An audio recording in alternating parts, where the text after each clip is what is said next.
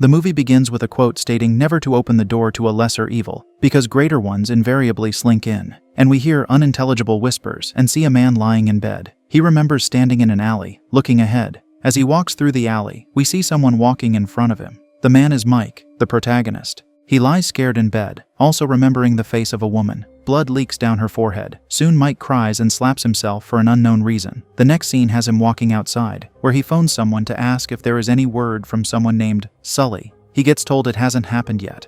Mike says to have everything ready when he calls. He adds, if they grow 200 plants, he expects that exact amount. The man on the phone says they don't need to scare someone anymore. Afterward, Mike enters a place, and a man named Tex asks him if he knows someone whom Tex insults. We see an injured man with tape over his mouth. Since Mike knows him, Tex says this isn't good for Mike. He says the injured man stole someone's eye, which Mike heard about. Another man has left it for Tex to decide what an eye is worth. Tex considers it to be a hard thing to put a price on. He tells Mike someone called Cyril wants his money. To this, Mike replies he has 2 months. He has a place where he is growing plants. Tex reveals that Cyril's wife is losing her life to cancer. Cyril is trying to get rid of it.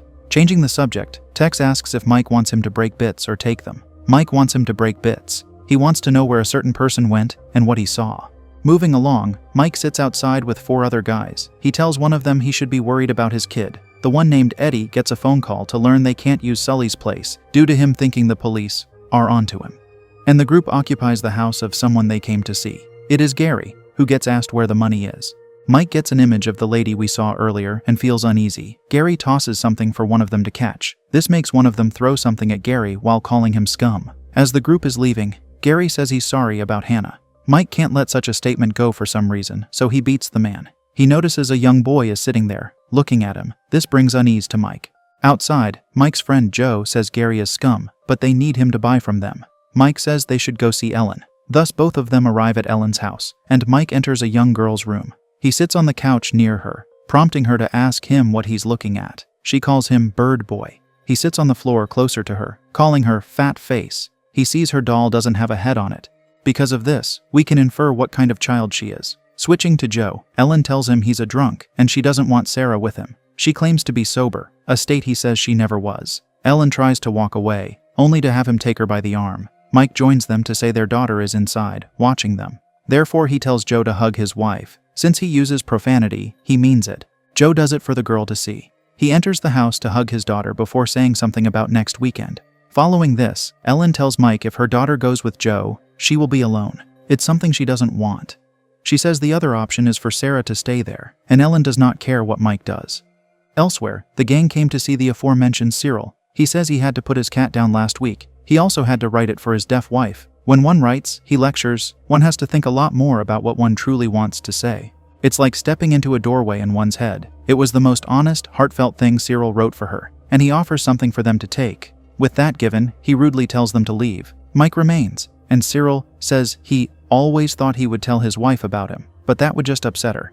He goes on that some people own their mistakes whilst others do not. Cyril says he didn't own Mike, who cryptically replies they fell short. More cryptic statements are uttered by Cyril, with him saying the attic is a good spot for the crop. He adds Mike's friend Klimpy goes there. Subsequently, Mike enters the car his group already occupies. He gets a note handed to him that simply states, 2 months. He tosses it on the ground. Returning to Cyril, another man joins him on the bench. Cyril says his wife tells him every day not to worry. She says God is like a river, always moving. He is taking them somewhere new. The other man stands to whisper something to Cyril that seems to sadden the latter. In the next scene, we see Mike lying in bed again, remembering the woman. In the car, Eddie says his dad is buried nearby. It happened about 3 months ago. Due to it being his adoptive dad, Eddie's friend says it's not that bad, and Eddie insults him for it. Afterward, Mike comes to another guy to put his fist on his face. He makes an angry face as he does it. Mike tells him Cyril said there was an abandoned house in Oakfield. He also said this new guy was there. He tells Mike he went to the house with Hannah a few times. He doesn't think anyone goes there anymore. He can't stop thinking about a certain night.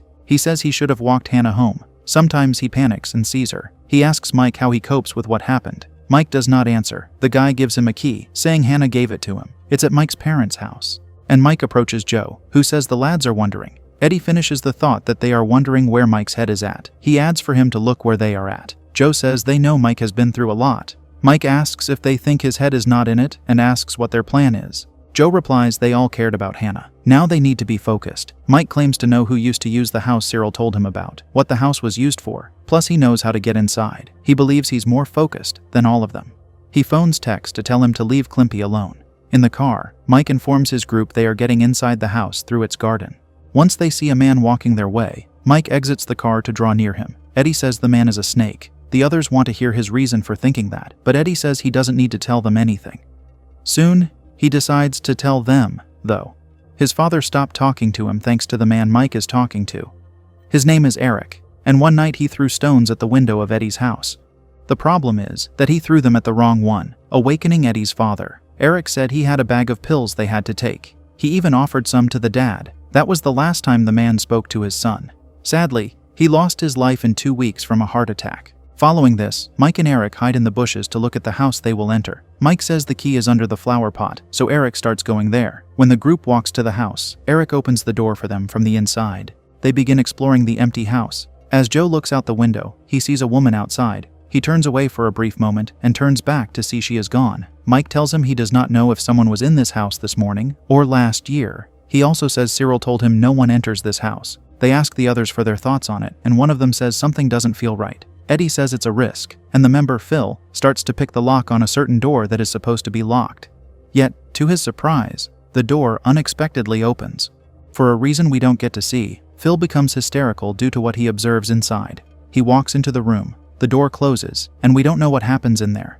Switching to the others, they discuss what they are going to do. Joe asks Mike if Robbie is going to cheat them. Mike does not think he will, asking what other choice they have. Another thing Joe wants to know is if anyone else knows about this house. Climpy does, Mike answers. However, he's not someone Mike thinks they should worry about. Later, we witness a very strange and disturbing act. Phil suddenly hangs while he's on the ladder to the attic. Once Mike finds him hanging, he yells out to Joe, who arrives to help get Phil down. It doesn't take long for the whole group to see this.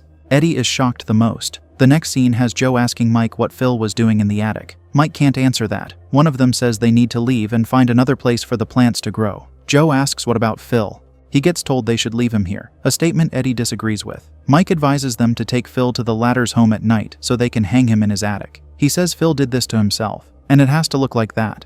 Again, Eddie says he's not taking part in this.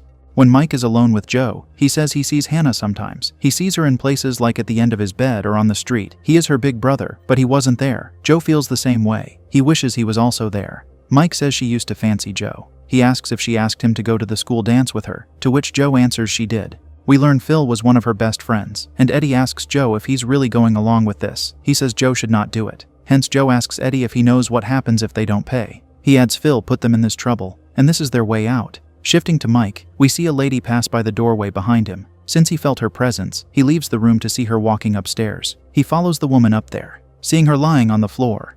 This causes him to remember being outside, where he looked at someone lying on the ground, perhaps her. A blurry person walked toward him. Eddie's hand landing on his shoulder brings Mike back to the present. The four of them are about to lift Phil, but Joe heads to the window and sees people. He informs his friends that people are coming, so they should go to the attic. All of them hide there except for Mike. Once the strangers are in the house, Mike spies on Phil through the narrow opening in the doorway. The man we saw with Cyril is one of the strangers. Mike observes how he takes Phil's wallet. He is about to sever Phil's arm with a big knife, yet something stops him. A woman now appears to do something with Phil. As she is doing it, she seems to spot Mike's eye watching her. Oddly, she does not confront him for being there. She merely walks to the side and Mike observes how his deceased friend jerks around. He soon stands, hugging the woman who somehow brought him back to life. Mike cannot believe what he witnessed. Without a word, the strangers exit the house, and Phil tags along. Afterward, Joe descends from the attic. Seeing that the corpse of Phil is absent, he rudely asks Mike where Phil is. However, Mike is too dumbfounded to answer. Joe has to ask him a second time for Mike to get the words out, saying Phil stood and walked away with the people. Joe does not believe what Mike said because he keeps questioning what happened. Mike does not say anything else, and Eddie notices something. He opens the door of the room, which made Phil hysterical. He sees something we don't, before he asks with amazement if it's his dad. He enters the room. Switching to the others, they agree they have to leave the house. Eric is the first to try escaping, but Robbie holds him back and says they go together. Mike sees Hannah standing outside, looking at him. In the meantime, we see what Eddie sees in the special room. A man is there, along with a strange, wooden structure. When the man walks to the side behind the structure, he does not reappear as one would expect him to. He just unnaturally vanishes behind one of its pillars. Eddie walks through the structure and seems to appear elsewhere. The woman who brought Phil back to life is there. She stands oddly without saying anything. Eddie walks close to a room where he supposedly sees his father sitting with Eric, who is giving the elderly man pills to take. Eddie watches this with his mouth agape and teary eyes. The strangeness continues with him now seeing his dad walking near him into the adjacent room. Hence, Eddie goes in there to keep watching him. The man has a backpack from which he removes some bloody things. Soon he starts taking out organs. He comes close to Eddie with an organ that he bites in front of him. Eddie closes his eyes and emits a soundless scream, for he cannot process this bizarre circumstance. His dad whispers something to him we don't hear. He sees Eric standing outside. As Eddie starts walking toward him, he exits the wooden structure. Perhaps he doesn't realize that he did because he seems very preoccupied. He approaches Eric in the real world and gives him a dose of steel. Robbie sees this happen, yet does nothing. Subsequently, Eddie gives himself the same dose. Joe enters the room, seeing both of them lying lifelessly. He exits the room to bring Mike into it. Mike does not address the situation of his two deceased companions lying on the floor. He merely asks where the bag is. They can't leave without it. Robbie says to forget about it. He says he's not staying in this house, prompting Mike to ask him if he knows what will happen if they don't find the bag. But Robbie doesn't care, and Joe directs himself at Mike and says something about him being with Ellen. Joe grabs him, saying Mike is being intimate with the former's wife. Mike retaliates that if Joe cared about Sarah, he would stop drinking. He pushes Joe away, while the remaining two search the house. The door to the special room opens near Joe, allowing him to see Sarah running in there. He goes inside the room and sees her standing behind the structure like Eddie's father was. She also vanishes behind one of its pillars. Joe follows her through this gateway to vanish from this house as well. He is now in another one, where he sees his daughter. Mike is the last one to get pulled into the room with the gateway. They all perceive someone important to them there, so of course Mike perceives Hannah. He remembers lying in bed and seeing his sister with blood rolling down her forehead. The mysterious woman draws close to Hannah, taking her away by her hand. Like everyone else, Mike cannot resist walking through the otherworldly gateway. He follows his sister downstairs in a house that looks much like this one. Shifting to Joe, his daughter pours all into children's cups for both of them. She drinks from hers without struggling, like she's drinking water. It is no longer a sensible world they inhabit. Their minds are bizarrely affected, and Joe does not take preventive measures in seeing Sarah consume.